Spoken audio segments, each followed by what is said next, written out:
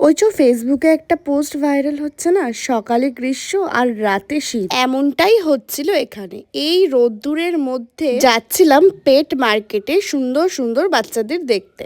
আমাদের নৈহাটির গোয়ালাপাড়াতে এখন স্যাটারডে করে একটা পেট মার্কেট বসছে। নৈহাটির যারা পেট লাভার তারা তো সবাই এখানে ভিড় জমাচ্ছে।